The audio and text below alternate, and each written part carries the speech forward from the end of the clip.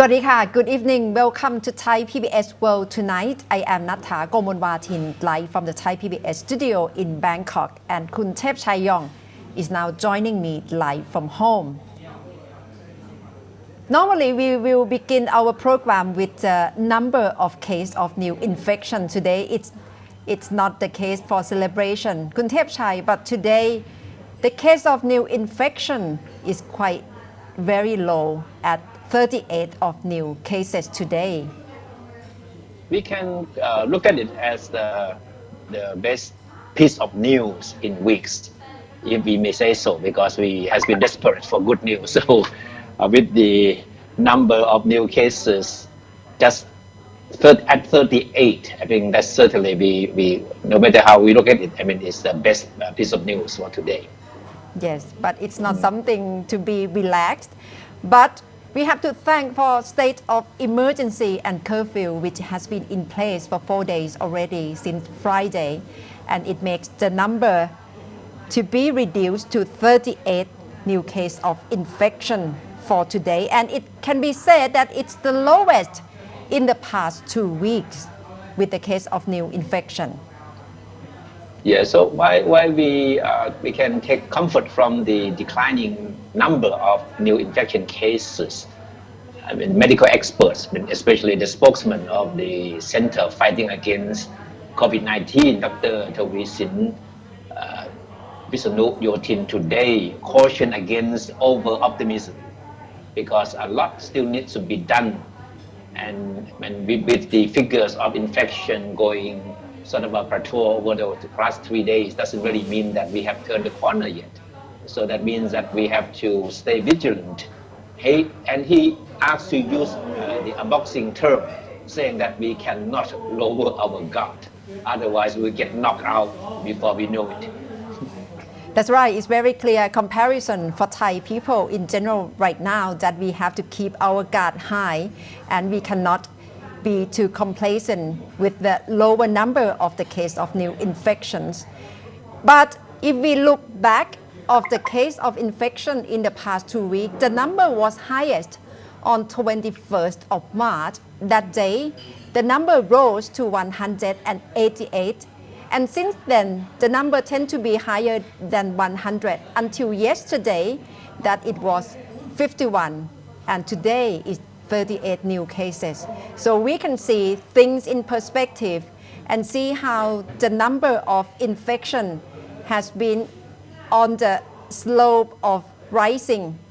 Until today, it's just a bit of dropping of the curve. Of course, there were questions about the effectiveness or the efficiency of the testing of suspected infections. Reporters did raise the question with the spokesman today during the press conference. The question centered on whether or not the country has conducted enough tests to make the fatality rates or the infection rates that we have been hearing, believable or reliable. Dr. Taweesin admitted that we still need to do more testing. He said so far the country has done about 70,000 tests. And as of today, he said that an average of 20,000 testing are being carried out. So he said that many more need to be done to give a more accurate picture of the spread of the virus.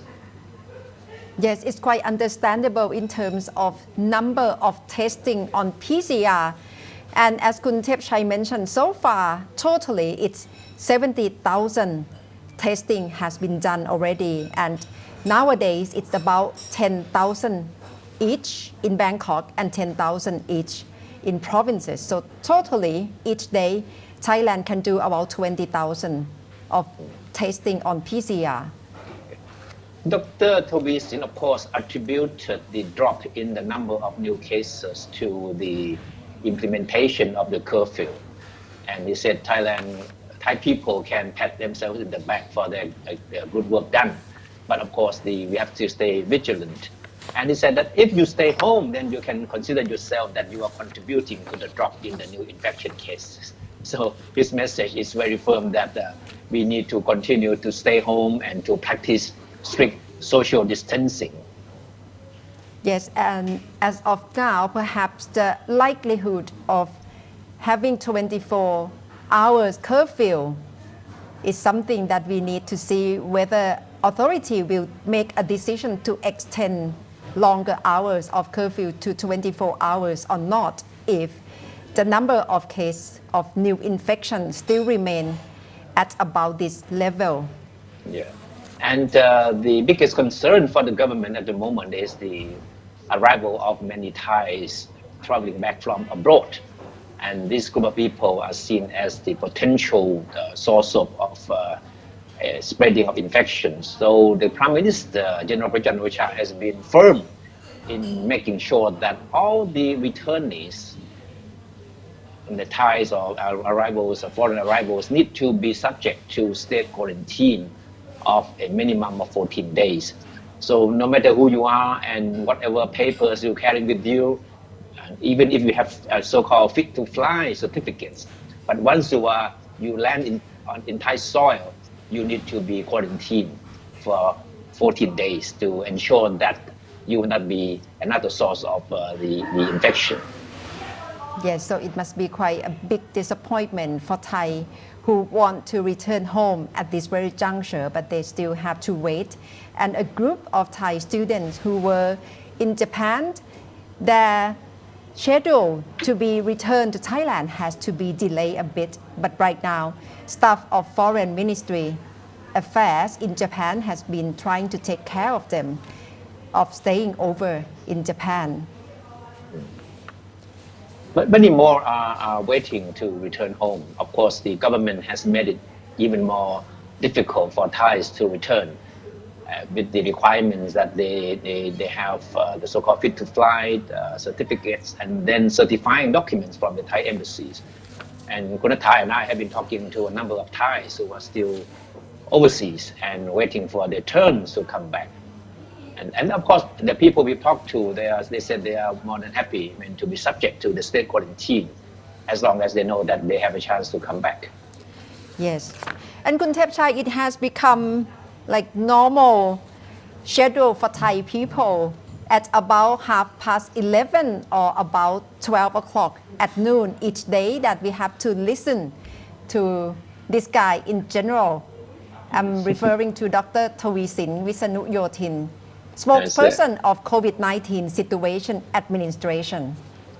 No, his the daily press conference at 11:30, as Kunathai mentioned, has become sort of an appointment viewing for many Thai people, eager to know what is going on and what the situation is like, especially among media people. Who certainly are very anxious to have the latest on the coronavirus situation. So Dr. Taweesin Vissanuyothin has become the most familiar face now.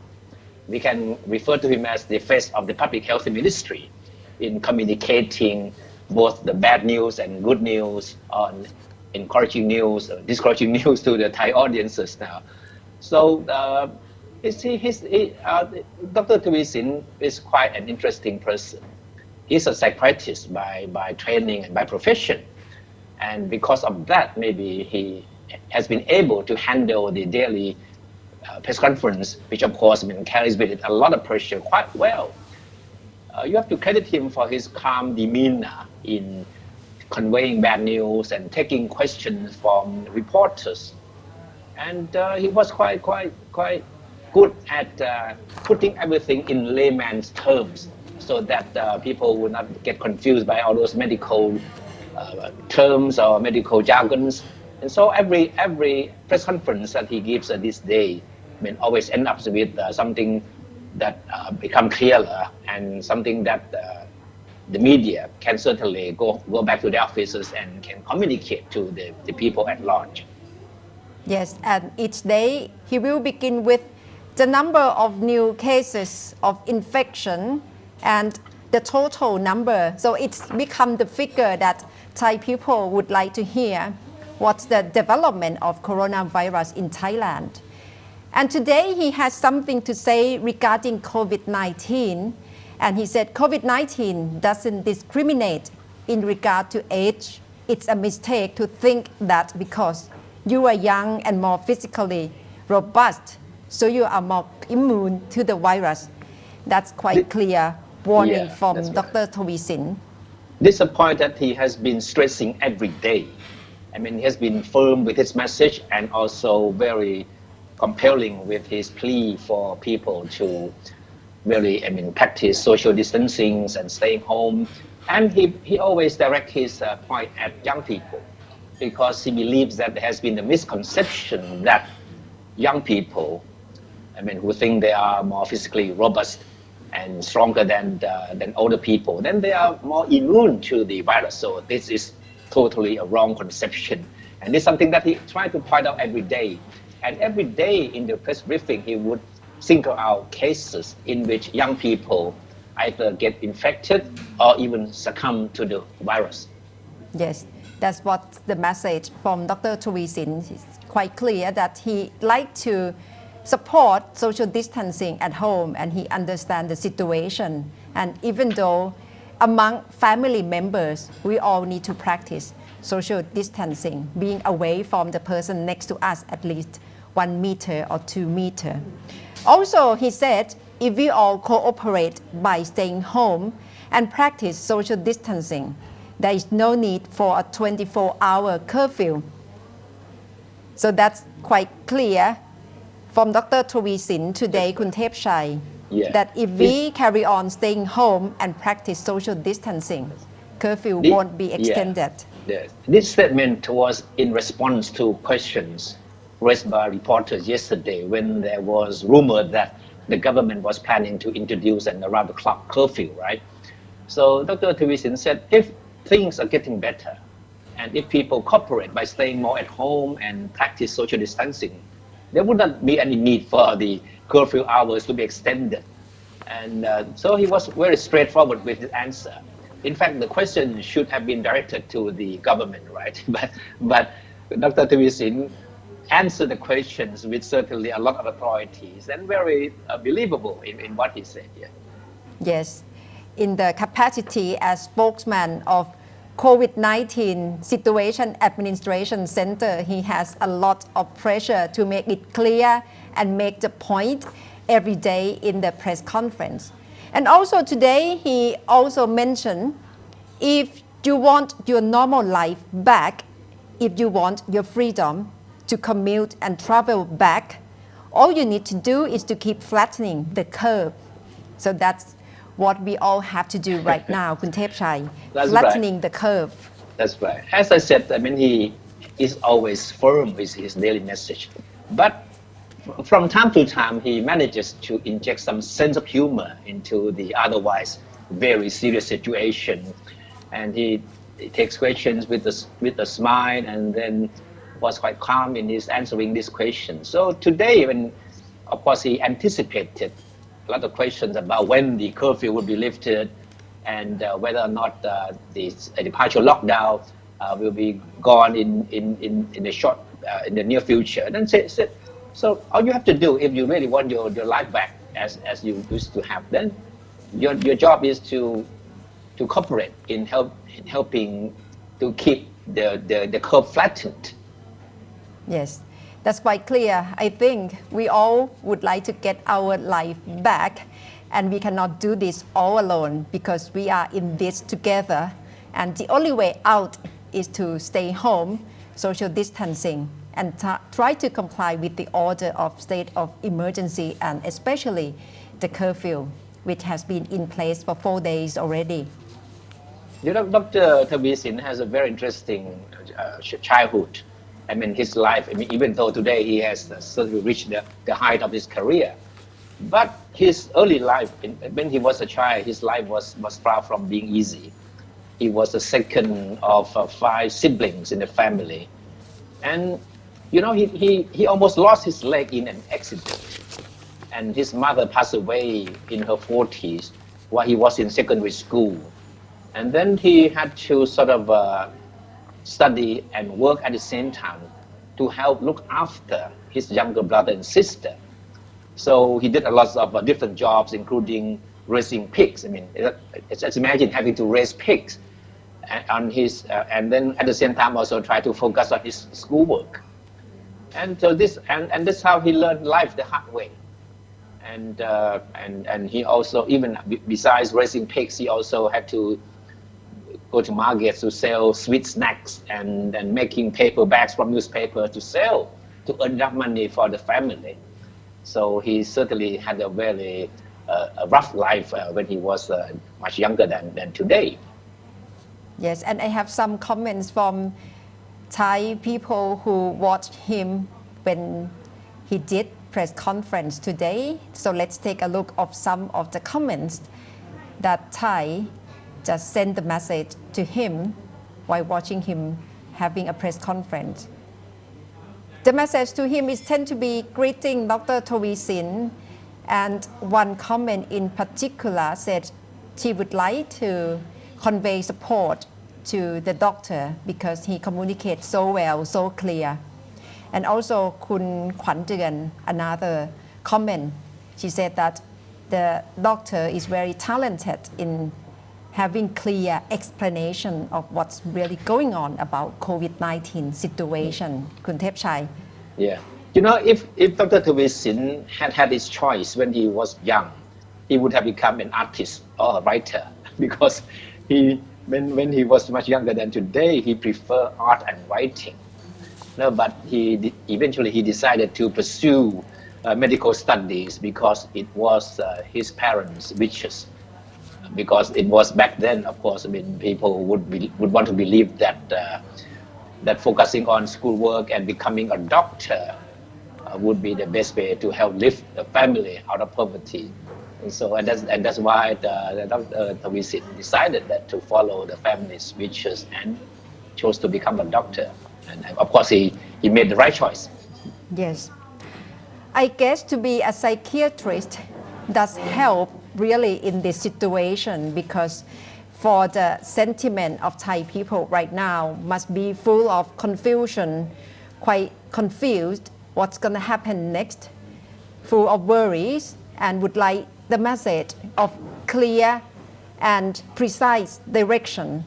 what's really going on regarding the COVID-19 situation. Yeah. That's why the way he communicates from psychiatrist perspective can really help us. Certainly in time of crisis like this, it's very essential that the political leadership and people in charge deliver messages in a clear, concise and credible manner. And Dr. Taweesin has been doing exactly that. And Kun Thepchai, today,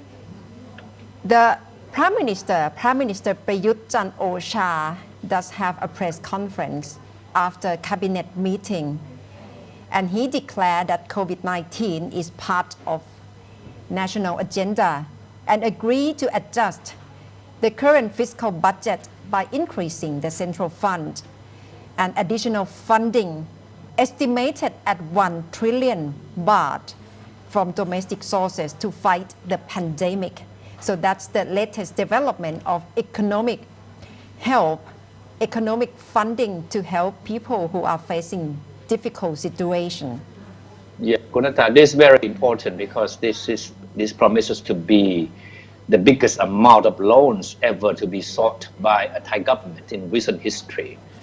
The figure is certainly monumental. 1 trillion baht to be obtained to finance programs to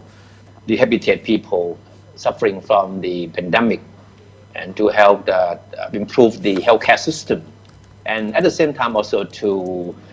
help with the economic rehabilitation,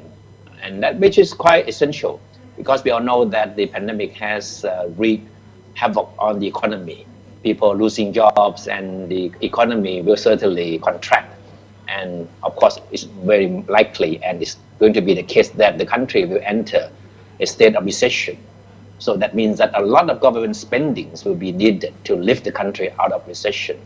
And this is the beginning. I mean, the 1 trillion baht of loans to be obtained by the government to support these stimulus packages. Okay, Kun Thepchai, we are sorry that we have to hang up from you right now, and we will get back to contact you And we are trying to reach Italian ambassador to Thailand as well, because we would like to discuss more the situation in Italy, what's going on. Okay, you are back, and Kun Thepchai is also back. So, good evening, Ambassador. Ambassador Lorenzo Galanti, thank you very much for joining us. Can you hear me, Ambassador? Ambassador, can you hear me? Probably the ambassador is not hearing. Okay, I'm sorry for this technical connection, because we are doing this program live online and we are trying to reach Ambassador of Italy to Thailand, and Kun Thepchai will have to get back to discuss more regarding the situation in Italy. Because for the epicenter and the pandemic of COVID-19, Italy is another country that quite stay ahead of other countries, especially in EU, in terms of having been hit by coronavirus and announced lockdown from the very beginning. So right now we have Mr. Lorenzo Galanti, Ambassador of Italy to Thailand, and Kun Thepchai is also back with us. Ambassador, thank you very much for joining us. Ambassador Galanti, good evening. Can you hear me? I think he has a problem hearing our conversation. So as Kunatha mentioned, that Italy has been described as an epicenter of the coronavirus outbreak in Europe. Of course, I mean, being epicenter is not something enviable, but that's what the situation has been in Italy. And yes, I'm sorry that we are trying to, our team is trying to reach to Italian ambassador to Thailand. And today, the global infection, the total number, Kun Thepchai, is about 1.3 million infection around the world. And the death toll is more than 75,000. In Italy alone, the number of death toll is 16,000, more than 16,000. In Spain, more than 13,000. So right now, as of now, the death toll in Italy is still the highest in the world. But there have been some encouraging signs as far as Italy is concerned, because on Sunday, we saw the lowest in more than 2 weeks, the number of the daily death toll in Italy. So this could be seen as a good sign that things might be start to improve. But of course, I mean, things that happen in one day cannot be used as a barometer to tell what the rest of the story will be like. But it does offer some encouraging side anyway. Yes, and Italy has announced national lockdown for about a month already. And right now, the country is trying to fight on in terms of impact on economy, because the economy is also being hit quite hard and is facing major contraction because of the situation of workers like self-employed, seasonal, informal workers are suffering the most. And it's not clear how much longer they will survive. But overall, we'll be waiting for the ambassador to tell us more about the details, what's happening in Italy. And the ambassador have told me that he's been quite busy in trying to help Italians who have been residing in Thailand to return home or try to get themselves out of trouble because of the pandemic outbreak. And it's the thing that keeps ambassador quite busy, especially since last week. I think it's quite understandable why ambassadors from most countries have been kept busy these days, because of the need for for them to look after their citizens who may be still stranded here or might need help or advice from the embassies on how to conduct itself in this time of crisis. And we are in the process of trying to reconnect with the ambassador. Yes. I think the working from home guideline in Bangkok at least seem to have been followed or complied with quite a lot by many people. If you judging from the people we have talked to, no matter what professions they are in, they believe that they are complying quite well with the restriction, with the directive, and more working from home now. Yes, and overall the situation in Asia, Kuntepchai, perhaps government in Asia cannot be too relaxed, especially in Japan, because the latest development today from Japan, finally, Prime Minister Shinzo Abe has to finally make a decision to declare state of emergency in Japan because the situation is getting worse, especially in the capital, in Tokyo. So let's take a listen what's really happening in Japan today after the Prime Minister announced the state of emergency. 政府として緊急事態宣言の準備をすべしとの意見をいただきました。対象地域は7都府県、東京都、神奈川県、埼玉県、千葉県、大阪府と兵庫県、そして福岡県です。1ヶ月程度の期間を目安として感染につながる人と人との接触を極力減らすため、国民の皆様にはこれまで以上のご協力をいただくこと、そして医療提供体制をしっかりと整えていく、そのための緊急事態宣言であります。明日にも緊急事態宣言を発出したいと考えています。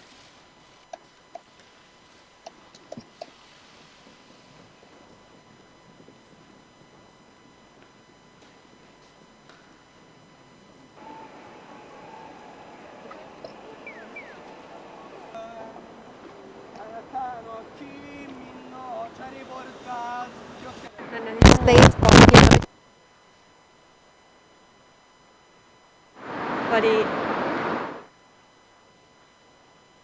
Expected to take effect from midnight and empower governors to ask people to stay home and business to close. To order the closure of schools, cinemas, stores, and other places that draw large crowds. Essential services such as transportation, banks, and supermarkets will be allowed to continue operating, as well as stock exchange. Prime Minister Shinzo Abe said in televised comments made at a meeting of a government task force that the most important thing is for each citizen to change our action in Tokyo more than doubled to about 1,200 in the past week, with more than 80 new cases reported today, accounting for the highest number in the country. On Monday, total cases have climbed past 4,000.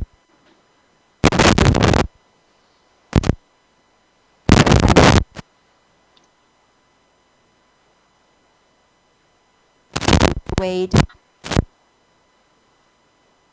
over the weekend said they backed the move. The cabinet will also finalize the stimulus package and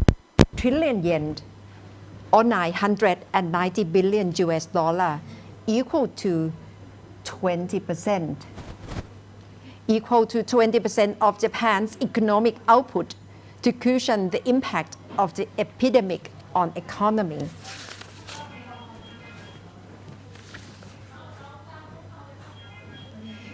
And not only Japan, which is facing quite critical situation, because in the UK right now, the leader, UK Prime Minister has to be taken care of in the intensive care unit. And right now, Kun Nat Bunnak is joining me. So you have more detail regarding Prime Minister Boris Johnson. Exactly, because the news of Boris Johnson sent to the intensive care unit has already shocked so many people in the country and the world itself. It's already shocking already because ever since we knew about Boris Johnson getting infected by COVID-19, he's the first world leader who has been infected by this coronavirus. Okay. Ambassador and Kun Thepchai, are you back? Yes, I'm back. Okay, so let me introduce, and right now Kun Nat is also with me. So let me introduce again Ambassador Lorenzo Galanti, Ambassador of Italy to Thailand, is now joining us live, and Kun Thepchai Yong is back as well. Ambassador, can you hear me? I can hear you very well. Good Okay, evening. Okay. Good evening, Ambassador. Okay. Good evening to you. So thank you for joining us. Ambassador Galanti, I think we would like to start tonight's program with something that we think is right, the right thing to do. 2 weeks ago, on our news website, thaipbsworld.com, we ran a news article quoting a Thai medical doctor as saying that there were new strands of the coronavirus in Italy. And then he referred to a Thai citizen who returned from Italy and said that he was carrying with him what he called the Italian coronavirus, which he said was very dangerous. And we want to set the record straight tonight that it has never been scientifically proven that there are new strands of COVID-19, not to mention Italian coronavirus. So in short, we want to apologize to you, Ambassador, for having caused some confusion and some misunderstanding from the news report. Maybe you want to start tonight's conversation by saying something about this. Well, first of all, thank you very much. It's a pleasure to be with you. Thank you for having me. And I think this one article that you were talking about is giving me a great opportunity to interact with you on this very, very important topic of COVID in Italy and elsewhere. So yes, as you mentioned, there is no scientific evidence to the theory, let me call it like that there is an Italian coronavirus. In fact, the COVID that was sequenced in Italy by the Italian Institute of Health is not different from the one that was sequenced in Wuhan. So let's say the reason why people thought it would be stronger, that the contagion in Italy was faster, incredibly fast, was mainly due to the fact that we were probably a couple of weeks in advance from the rest of the world. So we're looking today at other countries who unfortunately bypassed us, and I think of the United States, I think of Spain, and I think of other European countries who have numbers which are comparable to those of Italy. So this, I think, speaks volumes about the fact that there is one virus going around and not different national viruses. That's right. And even the Thai medical experts also concur with you on this point. They said that there has been no such thing as Italian coronavirus. So exactly. Okay. So we are today in Italy, we are seeing the first effects of 1 month of lockdown, of nationwide total lockdown. Because we see that the pace of new cases is slowing down a bit. Whereas 1 week ago, we were looking at 5,000 to 6,000 new cases per day. Yesterday, we had 3,600. And, you know, and it's been already a few days that we are seeing lower numbers. So it constitutes a trend. This is good news. Yes. Ambassador, were you yourself surprised by the speed and the scale of the pandemic that hit Italy, initially at least? I definitely was. I was very surprised, and I couldn't personally understand why at that time the contagion was really going very fast, and I couldn't understand myself why it was like that. But there are a number of factors to be considered. First one is just that it happened like that. You know, the positive cases, where there were some cases that came from abroad, some Italians who came from abroad, they brought it with them, and it just started there. And we had our first case on January 29th. So actually, Thailand already had a number of cases before, but Thailand was plateauing at a lower number of cases for several weeks, whereby Italy started, in Italy, the outbreak was very fast. The contagion was very strong. Yes. Ambassador, and so far you must be quite busy with arrangement for Italian in Thailand. What's the situation? Well, we have been, of course, reassuring those who are resident here that they have no reason to be afraid. They have to follow the measures and to abide by the measures that are decided by the government, which is what they do. So this is number one. Of course, those who are temporarily here as tourists, we try to help them with also the assistance of other member states of the European Union to repatriate them, also with special flights back to Italy. Of course, they have the choice to decide whether they want to stay. In some cases, they prefer to stay, but in many cases, they decided to leave. So yesterday, I was at the airport in Suvarnabhumi to see off one Italian special flight, charter flight, that repatriated 100 of my fellow nationals to Italy, with a direct flight to Italy. So what is the formality for these people, then the Italians returning to Italy? Well, it's actually not very easy to go back to Italy because they have to follow a certain protocol, a certain procedure. They cannot board on buses, public services, etc. So they have to basically take a private,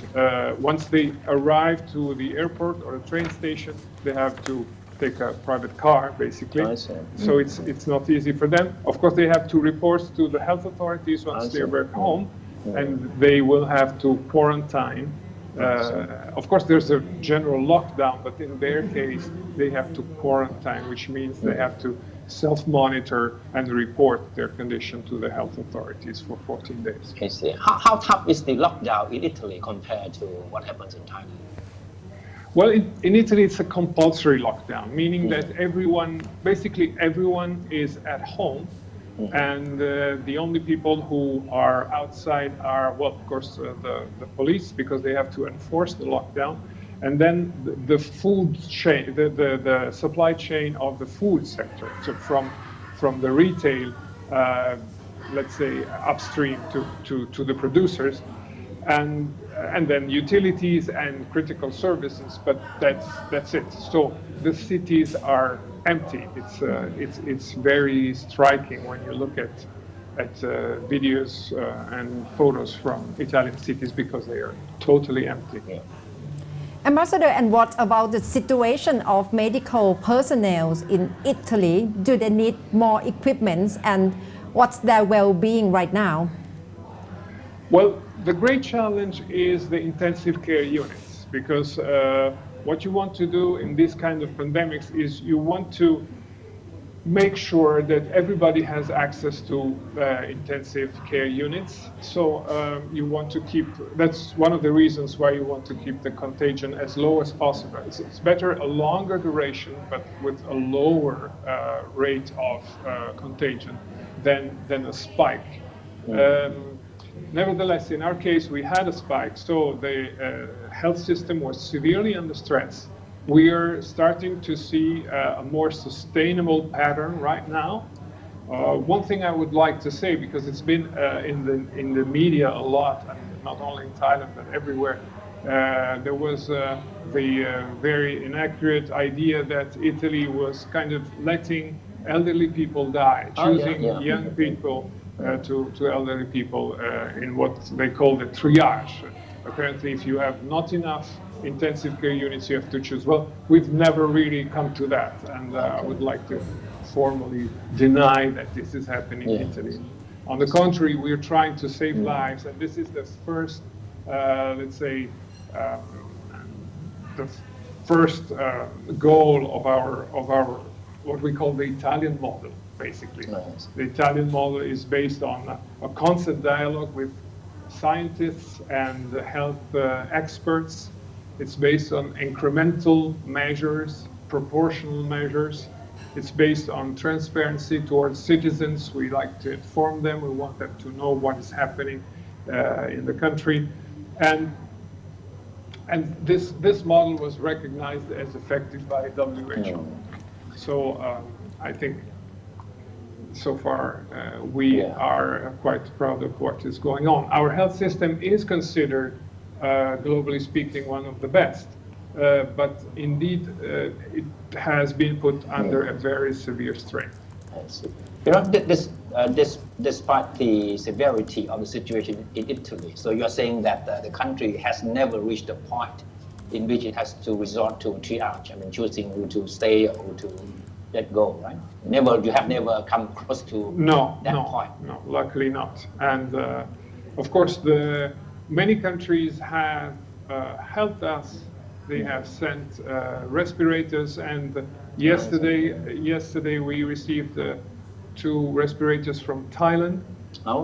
Yes, I have to thank the Chamber of Commerce Board of Trade and the Thai members of the Italy-Thailand Business Forum, because on the plane that I was mentioning earlier,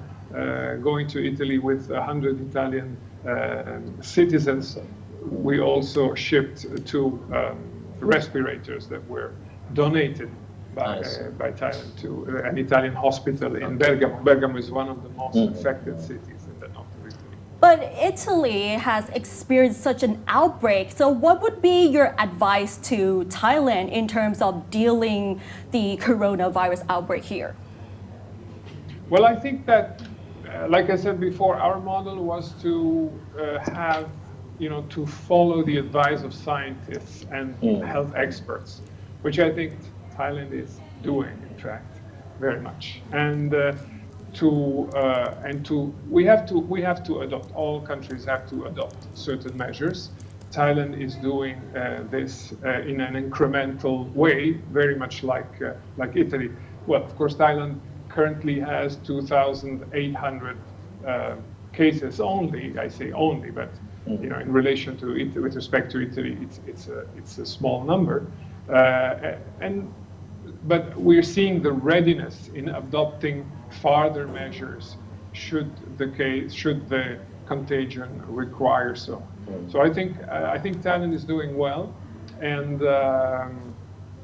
let's say I'm very hopeful that the contagion that the country will not be as affected as my country is. Awesome. Ambassador, and what about the economic situation? Because I just come across an article about the impact economically. How bad it is? It is bad. It is bad. We are looking at a big minus in terms of GDP, and not only in Italy but in several other countries, and at a global let's say recession. This is very serious. We believe that especially the European countries should act together.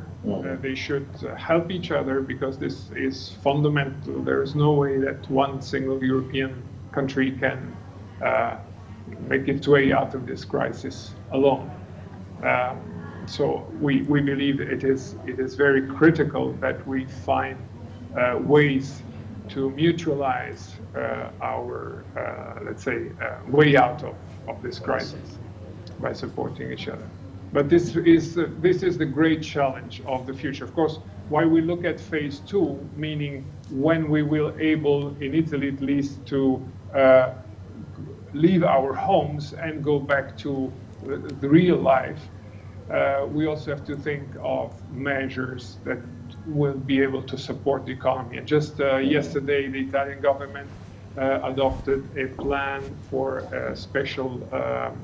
sovereign guarantee on a credit line for businesses, for companies, small and medium companies, but also larger companies. And well, I think that's most of the countries are taking these kind of measures. Yeah, including Thailand is also adopting that similar policy guideline. So how are your friends and your family doing back home? Well, I have 2 daughters who are in Rome, and they're doing fine. They are at home, and well, they're okay. They keep talking to each other. My mother, she's alone. She's in Florence, but she's being helped by another relative, and so they're doing fine. So far, so good. But of course, I speak to friends. I speak to many people, and psychologically speaking, it's not easy to sit at home for 1 month and not to know how much longer it will take before they can leave their apartment or their house or whatever. So it's this is something that has to be taken into consideration, because people will also need some kind of support in some cases. So I wish them safety and good health. Thank you very much. Thank you. And I'd like to convey support to you as well, Ambassador, because you must be working very hard these days to keep updated with the situation in Italy and for yourself. So stay safe, and thank you very much for joining us. Thank you. Thank you. It's Thank you. been a great ขอบคุณครับ pleasure. Thank you very much. ขอบคุณครับ ขอบคุณค่ะ So Kunat, that is quite critical situation in Italy because of the death toll, and the number is still rising. But the ambassador has mentioned that the medical personnel are still working, and they do not discriminate older or younger people against older generation. Because everyone is pretty much at risk of dying from COVID-19. So it is their job to do their best to save lives as much as possible and to pretty much flatten the curve in Italy. So we're seeing good signs in Italy as well. Yes.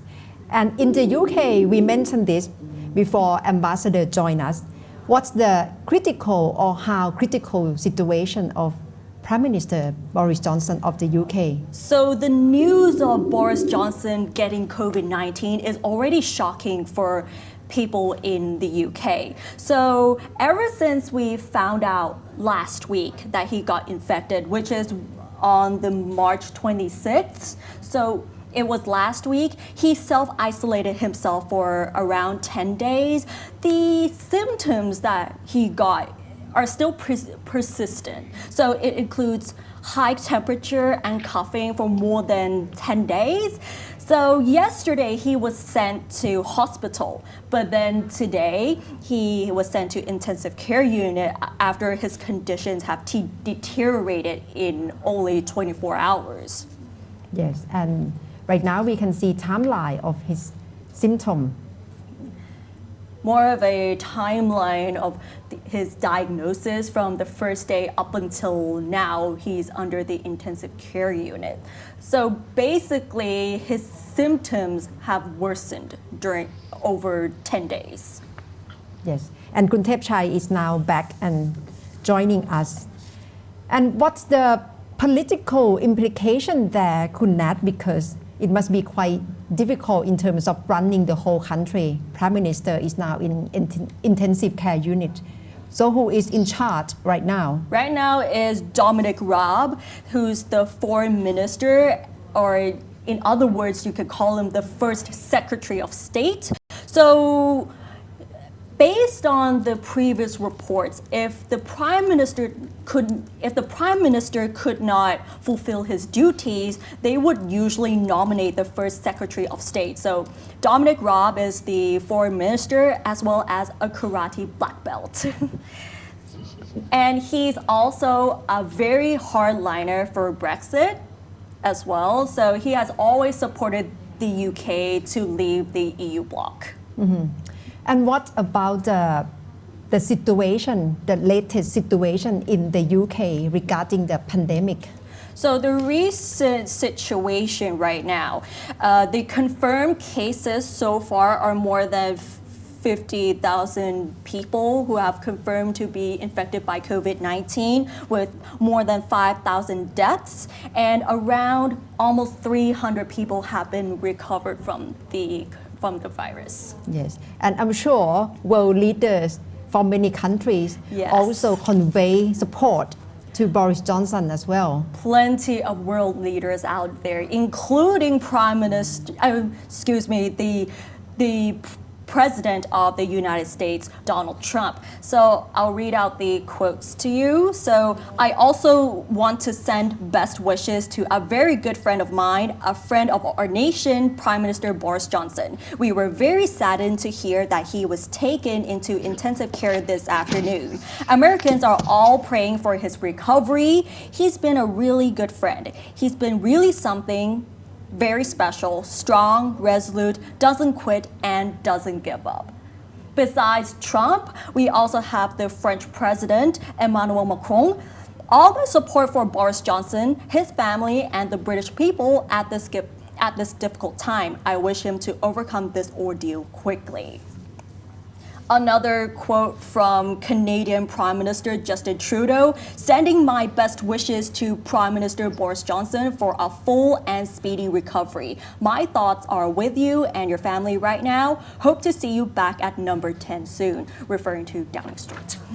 I'm sure that he will get this kind of kind words from many leaders around the world. And he seems in very good spirit, even though he is in intensive care unit. คุณเทพชัย Yes, it only goes to show that no one is safe from the pandemic. And I'm sure that all the world leaders now must be watching his condition very closely, because Mr. Johnson is the first major world leader to have admitted that he has the virus. And ever since people found out about the Prime Minister getting COVID-19, including previously Prince Charles also got infected by COVID-19. The sentiment in the UK, everyone starts to understand now that no one is immune to COVID-19. So of course it's definitely shocking to the people, but these stories also reinforces the importance of social distancing and self-isolation if you think you got the virus. So to make the situation even better, or specifically to flatten the curve, stay at home, don't put yourself at risk, and don't put other people at risk. Yes. Thank you very much, Kun Nat, for having this story for us in terms of the critical situation of Prime Minister Boris Johnson. And not only many world leaders are being affected because Muslim pilgrims who would like to attend Hajj in Saudi Arabia this year, they are told not to go for this year because of pandemic outbreak. Each year, there's one of the most important ceremonies for Muslims around the world called Hajj, which is the annual Islamic pilgrimage for Muslims around the world to go to Mecca, Saudi Arabia. And this year, Hajj is also affected by COVID-19 pandemic. Some 2.5 million pilgrims from around the world usually flock to the holiest sites of Islam in Mecca and Medina for the week-long ritual, which is a once-in-a-lifetime duty for every able-bodied Muslim and a major source of income for the kingdom. Hajj is scheduled to begin in late July, but the coronavirus outbreak has raised questions about whether it can go ahead, given the risk of spreading the disease further in large gatherings. In February, the kingdom took the extraordinary decision to close off the holy sites of Mecca and Medina to foreigners over the coronavirus. Last week, Saudi Arabia has asked Muslims planning to take part in the Hajj pilgrimage to delay booking amid certainty over the coronavirus pandemic. المملكة العربية السعودية على كامل استعدادها لخدمة الحجاج والمعتمرين في جميع الأحوال. Hajj Minister Mohammed Benton said the kingdom was concerned about the safety of pilgrims and urged people to wait before concluding contracts, and claimed that the Kingdom of Saudi Arabia is prepared to secure the safety of all Muslims and nationals. People are also being prevented from entering Mecca and Medina, as well as the capital Riyadh, and imposed a nighttime curfew across the country. Pilgrimage is a big business for Saudi Arabia and the backbone of plans to expand visitor numbers under Crown Prince Mohammed bin Salman's ambitious economic reform agenda. Cancelling the Hajj would be unprecedented in modern times, but curbing attendance from high-risk areas has happened before, including in recent years during the Ebola outbreak. Last year, there were 8,442 of Thai citizens went to Hajj pilgrimage at Mecca, Saudi Arabia. And because of the reducing number of infection in Thailand, thanks to curfew and state of emergency, what should we look at the whole situation? Right now we have Dr. Tanarak Plipat, Deputy Director General of Department of Disease Control, joining us, and with Kun Thepchai as well. Good evening, Dr. Tanarak. Thank you very much again for joining us. Good evening. So how do you think when you see the latest figure of infection today, it's 38, do you feel relieved? The numbers show the decreasing trend of COVID-19 in the countries, but as we observed in the past that the figure is still varied quite a bit. So to me, I believe that we are having decreasing trend, but don't be surprised if the numbers for tomorrow are going up a little bit again. Why would it go up? I think I believe it's the variation of day by day. The number of it is by technical that they cut the numbers at certain times, that they include the numbers. The testing may be positive, but during the weekend or during the long weekend, the reporting may be a little bit delayed. So that is probably maybe the explanation of the variation of day by day. So we shouldn't be surprised if tomorrow the number goes up, goes over 100 mark, right? I hope that it will not reach 100, but I think it's probably be possible if it go up that high. Yes. And while are we on the right track in terms of all the measures that being introduced right now, state of emergency and curfew, social distancing? Do you think Thai people have been cooperative enough? Recently, I would like to say that we have so many measures at the same time. Not only the public health measures. When we say public health measure, I would mean that we are trying to detect the case as early as we can, and then going out to investigate all the cases, trying to identify the contact and then follow the contact for 14 days, as much as we can, as complete as we can. There is one measure that we have done recently. Then we have another measures like we try to inform the public. We try to encourage everybody to use the cloth mask. We try to prevent the spread of the disease in the hospital.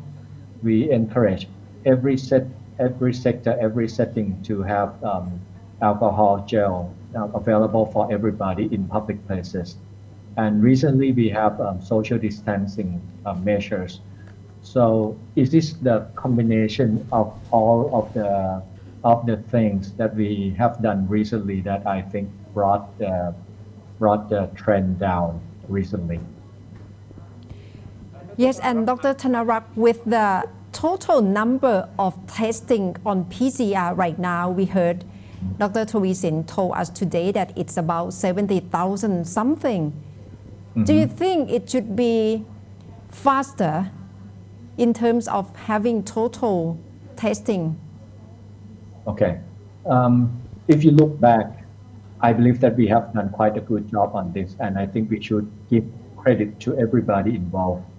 If we go back to the times of around early January, if you could remember, at the beginning of January, we have only 2 laboratories that could perform the test. And the number of the laboratories that can perform the test went up very, very fast.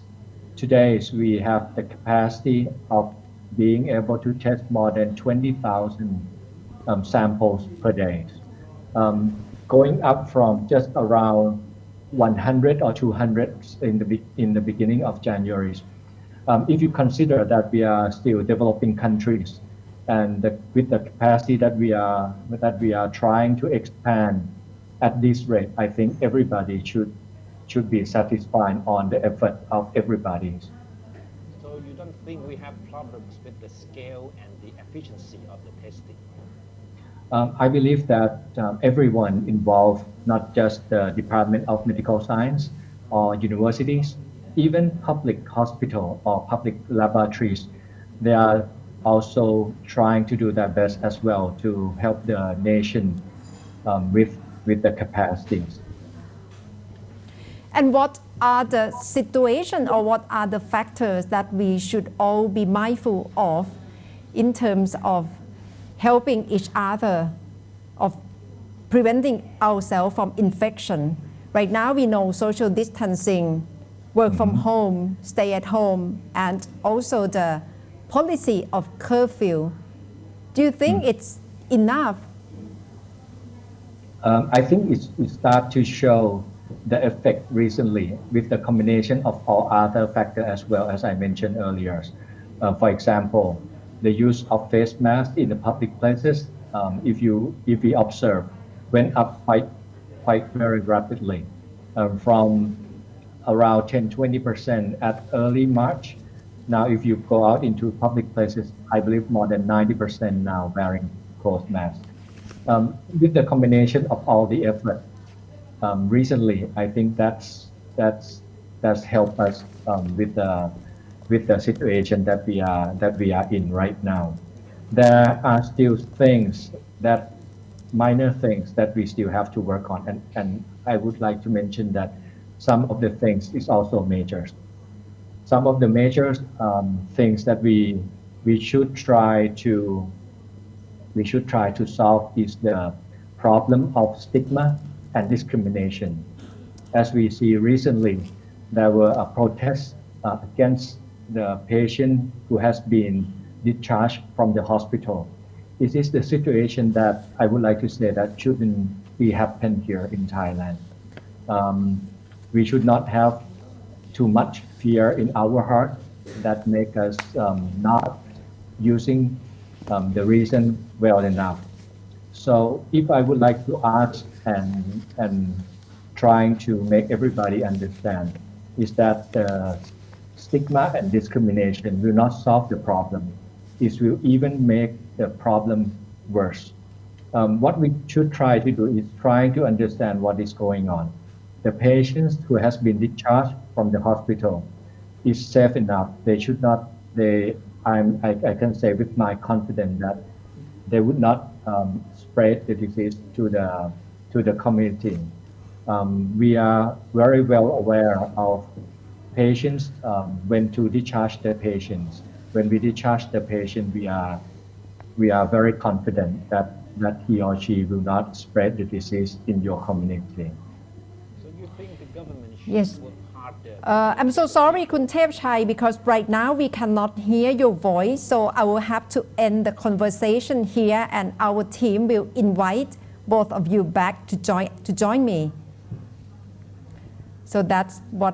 something to do with technical problem in terms of voice connection, and I'm trying to reach back Kun Thepchai and Dr. Tanarak Plipat to be joining me again on the latest situation of COVID-19 in Thailand, especially today after we heard that the case of new infections in Thailand is about 38 new cases. Yesterday was 51 new cases. So overall, it seems that trend or the result of new infection seem pay off after the curfew. But the question is, for how long this level can be maintained and what will be next? So this is what we are trying to keep you updated today regarding the COVID-19 situation. And according to spokesman of Center of COVID-19 situation, Right now, the capacity in Thailand to test is about 20,000 cases a day. And right now, Kun Thepchai and Dr. Tanarak are back to join me. Okay. We were talking earlier about, you can hear me, right, Dr. Tanarak? Yes. Okay. We were talking earlier about the discrimination against people suspected of being infected, right? So this pandemic has been around more than 2 or 3 months now, but it looks like people still have misconception about this pandemic. So what else do you think the government and the authorities should do, to educate people so that they will have a better understanding of the issue, and then we can do away with this kind of discrimination, which is quite discouraging? I agree. I think we should do something about it. And for me, there are so many factors that create fear within the community at the moment. What we are trying to calm the community is the disease is not that severe among certain population, and that is one thing. Although the disease can spread very quickly, but there are several ways that everybody can protect themselves against the disease. That is one thing. And what we are trying to do at the moment is trying to tell everyone that there are the fears in two situations, I believe, at the moment. One is fear about who has been infected, and they are trying to push the infected patient away. And number two is there are fear of the patient who has been treated and discharged from the hospital coming back to the community. So what we are trying to do is trying to give them fact and trying to give them confidence that we are very confident that in what strategy that we are doing, and trying to educate them about what can be done in certain situations. As I mentioned earlier, we should not be worried about the risk as long as we can manage those risks and reduce those risks to the acceptable level. Maybe it's up to local authority as well to communicate with the people. And for authorities in Bangkok, it will be difficult, right? Because if you have people on the ground and closer to the communities, they will be in a better position to. So how would you handle this then? Because you need to educate, local authorities first before they can communicate with the local communities on this issue. Yes, that's a very good idea.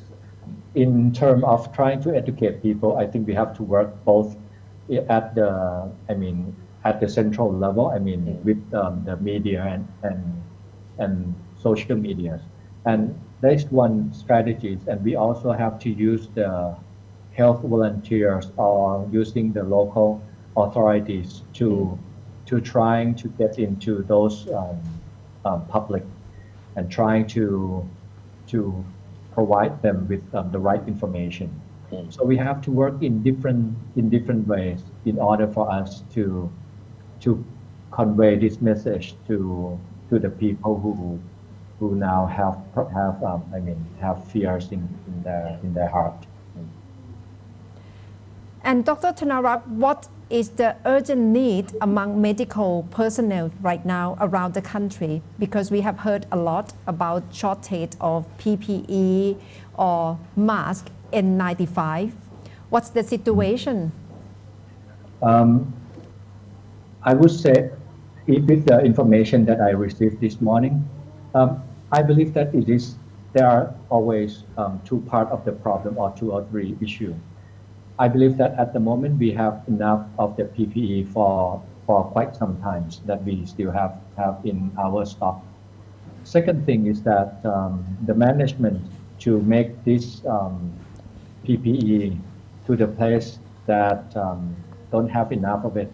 is one part. So when we say that certain hospital doesn't have enough PPE, you have to look at the issue closely. I don't want to blame anybody on it. It's probably the hospital that have to be aware of the amount that they have and when they should request for more of the supply. And then at the central level, who will manage the stock, they should also try their best to provide those equipment to the hospital that need it. And another issue is about the usage of those limited PPE. I would say that the problem with the supplies of PPE is not just for us, but it is now the problem of the whole world. If you follow the news, during the last weekend, we heard that even for the U.S., the president of the United States ordered the company 3M that he would not allow the company to send the export, right, to export the mask or the respirators to any other countries. Yes. The shortage of this PPE is now the whole world problem. Yes. And so what we should try to do is we should try to use the limited resource the best we can. Now there are so many researchers trying to look at the issue of could we reuse or how could we sterilize the N95 respirators to be able to use it safely. And in the meantime, other recommendation of the use of this PPE is also have to be revised and educate the medical personnel as well. I believe we are still in this so-called golden period, right? So which direction do you think we are moving toward more now? I believe the situation is getting better. But at the moment we cannot let our guard down. We should still being at the high alert state. Okay, on the right track. We're on the right track, but yes. need to do a lot more. Right. Need to do a few things better. On certain front, I think we still have to work on the issue very well. For example, when I'm talking about we try to inform certain, we try to inform the population. We still believe that certain segments of the population did not really receive our message very well. We believe that the message go to the probably middle class of the population very well, but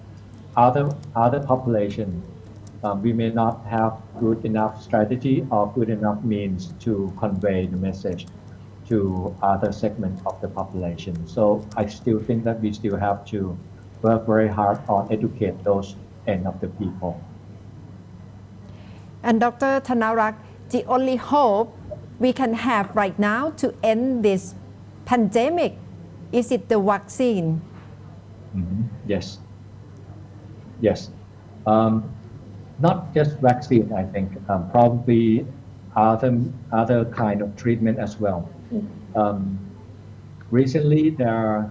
were several institutions or several research institutes trying to test other medicines to treat this COVID-19. For the treatment front, I still believe that it will come earlier than the vaccine. At this time, we may have a hope on certain drugs. We know that favipiravir is one of our hope. The second drugs that may be available, result of the research may be available in the next few weeks. That is remdesivir from Gilead. They said that probably the result should be out by the end of April or early May. And other medicine as well that we are still hoping to hear from the result very soon. On the vaccine front, recently there are more than 35 research institutes, including vaccine company, that trying to test their vaccine. A few of them has been in clinical trial in human space or stage. So the WHO has recently announced that probably if everything go very well, we should be expecting the result of those vaccine trials by within 1 year or 1.5 years. So there's light at the end of the tunnel. Yes, hopefully. Yeah, so it's about 1 year or 1.5 years. So we all have to keep fingers crossed. And this is all for Thai PBS World Tonight in English version. And please stay put with us because we will get back and talk to Dr. Tanarak in Thai.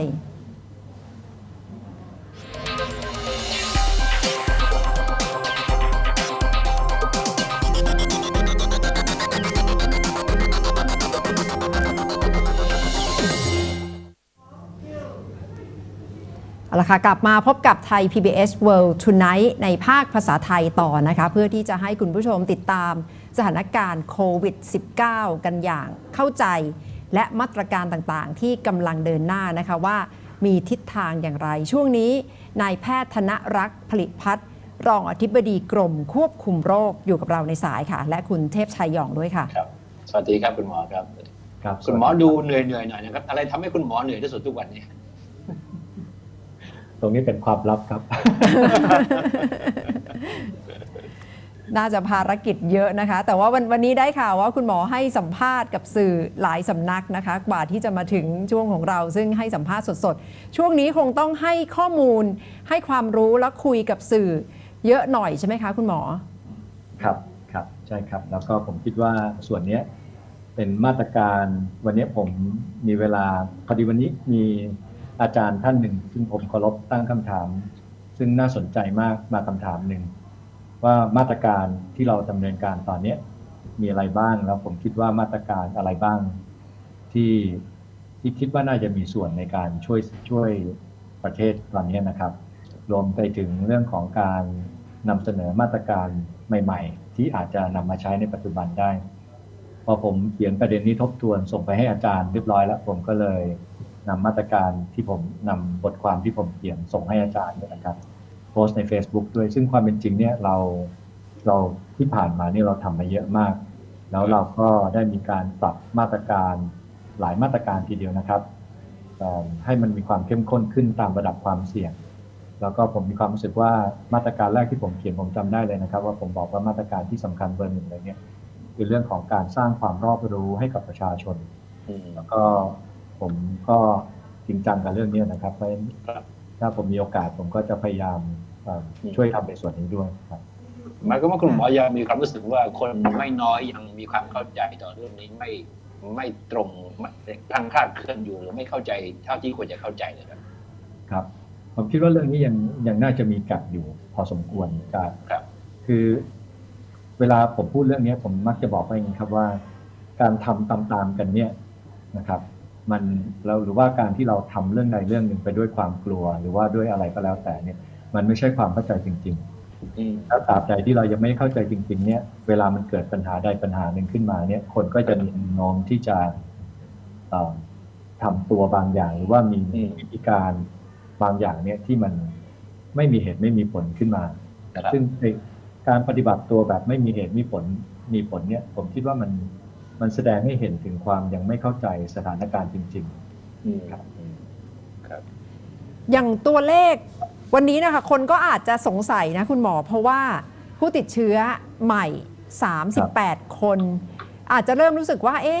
น่าจะผ่อนคลายได้แล้วออกไปเจอกันออกไปพบกันเหมือนเดิมได้แล้วมั้งคุณหมออยากจะสื่อสารตรงนี้ว่าอย่างไรคะครับเรื่องนี้ผมยังอยากจะเรียนว่าเร็วไปนะครับที่จะคิดไปในทิศทางนั้นนะครับคือถ้าเราดูตัวอย่างของประเทศจีนเนี่ยนะครับจริงๆแล้วเนี่ยสถานการณ์ประเทศจีนนี่เริ่มดีขึ้นตอนประมาณสักปลายเดือนกุมภาแล้วก็ต้นเดือนมีนาแล้วก็รออีกสักระยะหนึ่งกว่าที่จำนวนผู้ป่วยของเขาจะลดลงถึงระดับที่ประกาศว่ามีผู้ป่วยไม่มีผู้ป่วยรายใหม่ละแต่จนถึงขนาดนั้นเนี่ยนะครับประเทศจีนก็ยังไม่ได้ให้ประชาชนตัวเองผ่อนคลายนะครับก็ยังคงให้ประชาชนของตัวเองยังคงอยู่ในบ้านเรือนของตัวเองอยู่ต่อไปอีกระยะหนึ่งและเวลาที่เขาค่อยๆ คลายมาตรการของเขาเนี่ยเขาไม่ได้ใช้วิธีการแบบตอนนี้ทุกคนออกจากบ้านได้ละ แต่ถ้าเราติดตามข่าวนี้จะเห็นว่าเขาค่อยๆผ่อนคลายมาตรการของเขาลงทีละนิดทีละนิดนะครับไม่ใช่ว่าโอเคทุกคนกลับไปใช้ชีวิตปกติได้เลยณบัดนี้นะครับแล้วก็จะว่าไปจนถึงปัจจุบันเนี่ยมาตรการหลายๆเรื่องเขาก็ยังคงเข้มข้นอยู่เหมือนเดิมนะครับมาตรการเรื่องของการไม่ให้คนมาชุมนุมกันในสถานที่สาธารณะมากจนเกินไปก็ยังคงมีผลบังคับใช้อยู่นะครับเพราะฉะนั้นเนี่ยผมคิดว่าประเทศไทยก็เหมือนกันนะครับนาทีนี้จำนวนผู้ป่วยยังอยู่ในหลักสิบนะครับก็ยังคงไม่ใช่เวลาที่เราจะประกาศชัยชนะกันวันนี้นะครับแล้วก็ถ้าเราดูสถานการณ์ตัวเลขของเราเนี่ยมันแกว่งรายวันอยู่เราเคยมีวันที่ตัวเลขเนี่ยต่ำ100มาครั้งหนึ่งแล้วก็ดีดขึ้นไปเกิน100อีกนะครับแล้วก็แกว่งไปแกว่งมาอยู่อย่างนี้นะครับเพราะฉะนั้นเนี่ยตอนนี้ผมอยากจะเรียนว่าสถานการณ์เราอยู่ในช่วงขาลงก็จริงแต่ตัวเลขที่มันแกว่งระหว่างวันเนี่ยก็ยังเป็นเรื่องที่เป็นไปได้นะครับเพราะฉะนั้นวันนี้เมื่อวานนี้50กว่าวันนี้ลงมา30กว่า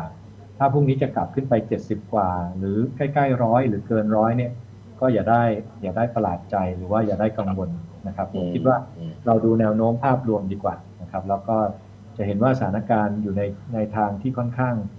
คงที่แล้วก็มีแนวโน้มลดลงอาจจะช้าสักนิดนึงก็ยังต้องช่วยกันต่อไปครับแนวโน้มของตัวเลขของผู้ติดเชื้อแบบไหนคุณหมอที่มันจะทำให้คนมีความรู้สึกว่าเอาละมันดีขึ้นแน่ๆแล้วมันแนวโน้มมันจะเป็นยังไงเทรนด์ของมันทางด้านการแพทย์ก็มองกันยังไงครับความที่ในปัจจุบันเนี่ยเราใช้วิธีตัดยอดของจำนวนตัวอย่างที่ให้ผลบวกในแต่ละวันใช่ไหมครับเพราะฉะนั้นเนี่ยมันก็ขึ้นอยู่กับว่าในการตรวจแต่ละล็อตเนี่ยนะครับผมเข้าใจว่าตอนนี้เราตัดยอดที่ประมาณ4 โมงครึ่ง5 โมงเย็นประมาณนี้ครับงั้นสมมุตินะครับว่าถ้าวันนี้เกิดมีข้อผิดพลาดหรือว่ามีความล่าช้าของห้องปฏิบัติการบางแห่งที่ทำให้เขาออกผลช้าสักนิดหนึ่งเช่นมาสัก6 โมงเย็นหรือทุ่มหนึ่งผลรอบเช้าเพิ่งส่งกลับเข้ามาเนี่ยมันก็จะทำให้ตัวเลขตรงนี้จะหลุดของการประกาศในวันนี้ไปแล้วไปทบในวันต่อไปเพราะฉะนั้นเนี่ยถ้าเมื่อวานเนี่ยมันเหลือ38ถ้าให้ผมเดาง่ายๆเลยผมก็คิดว่า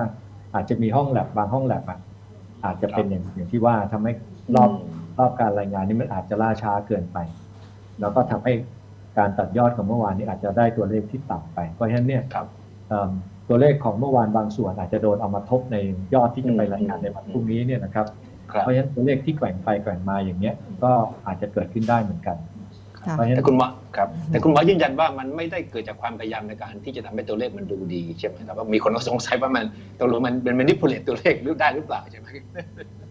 ใจจริงเนี่ยผมอยากให้มันไม่แกว่งอย่างเงี้ยนะครับคือถ้าเป็นไปได้เนี่ยถ้ามันจะลดเนี่ยผมขอให้มันลดลงวันละ2 คน5 คนยังดีกว่าที่วันนี้หล่นลงมา38พรุ่งนี้กลับไป70มันทำให้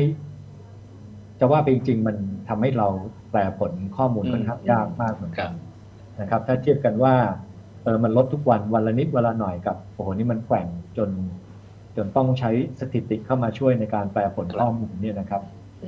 พอใช้สถิติต้องใช้สถิติเข้ามาในการแปลผลข้อมูลแล้วก็นักวิชาการจะเข้าใจแต่ชาวบ้านจะเริ่มไม่เข้าใจแล้วนะครับว่ามัน50 กว่า30 กว่าแล้วกลับขึ้นไป100แสดงว่าสถานการณ์เลวร้ายลงหรือว่ามันอะไรยังไงนะครับค่ะคุณหมอคะถ้าเพิ่มศักยภาพหรือว่าจำนวนในการตรวจเชื้อในแต่ละวันให้มากกว่านี้จะช่วยทำให้เห็นสถานการณ์ที่แท้จริงได้เร็วแล้วก็คุมสถานการณ์ได้มากกว่านี้ไหมคะครับจริงๆคำถามนี้เป็นคำถามที่ผมโดนถามวันนี้นะครับ และที่ผมเล่าให้ฟังว่าวันนี้อาจารย์ท่านหนึ่งเขียน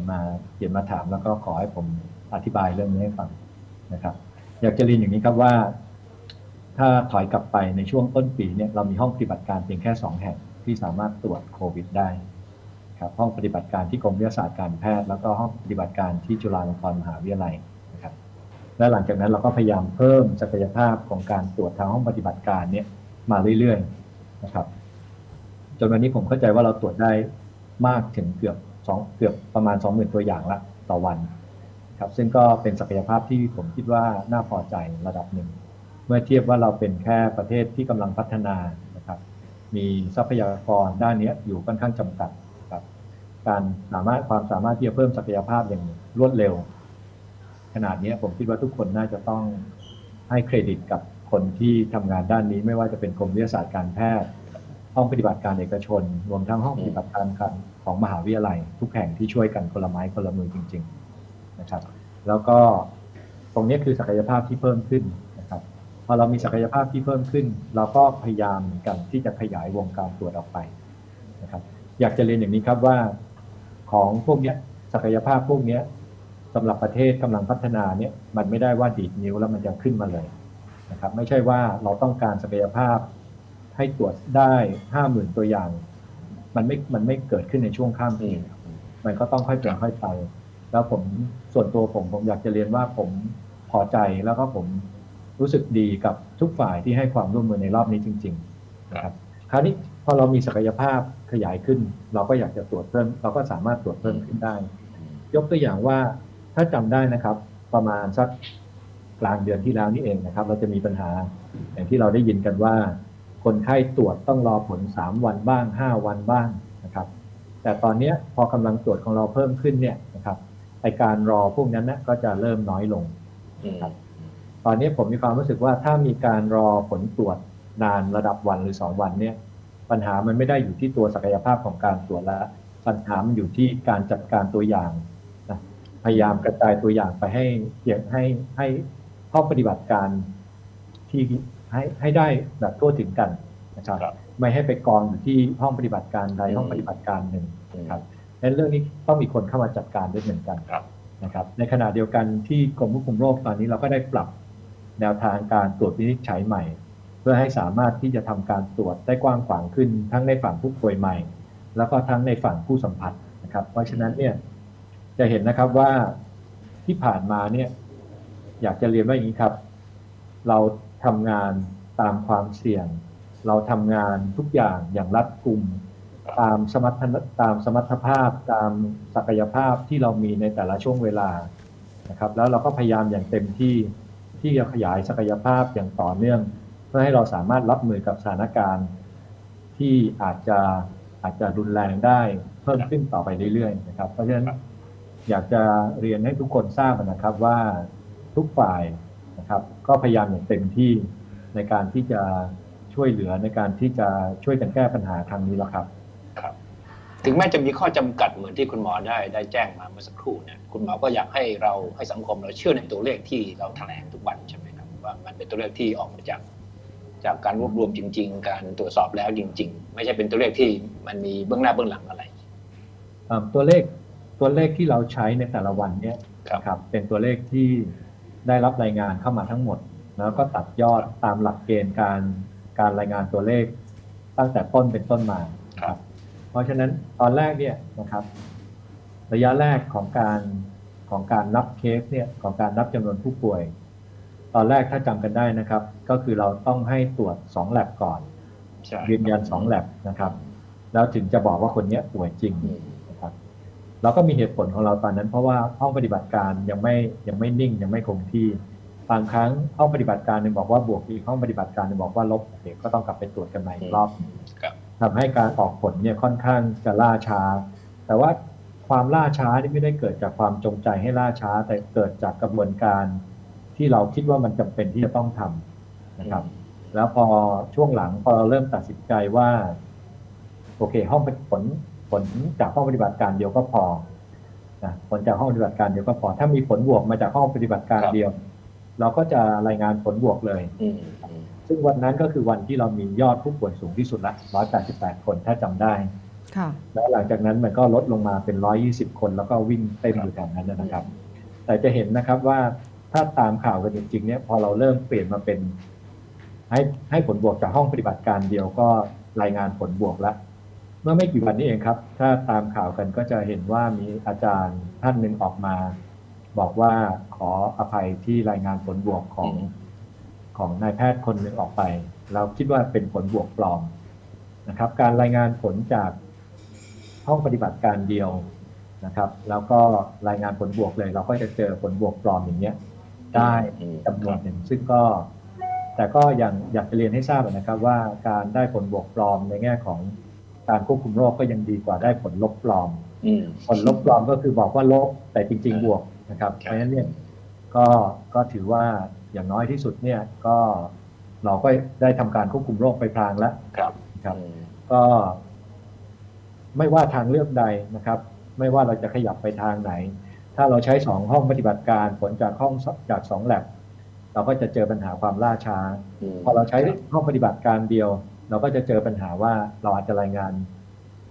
ผู้ป่วยบางส่วนนี้เป็นผลบวกปลอมไปครับค่ะเอาละค่ะคุณหมอเสียดายที่เวลาเรามีจำกัดนะคะแต่ว่าวันนี้ก็ได้รับทราบสถานการณ์ความคืบหน้าจากคุณหมอธนรักษ์รองอธิบดีกรมควบคุมโรคและสถานการณ์ทั้งในแง่ของการประเมินตัวเลขมาตรการต่างๆที่ยังต้องเดินหน้า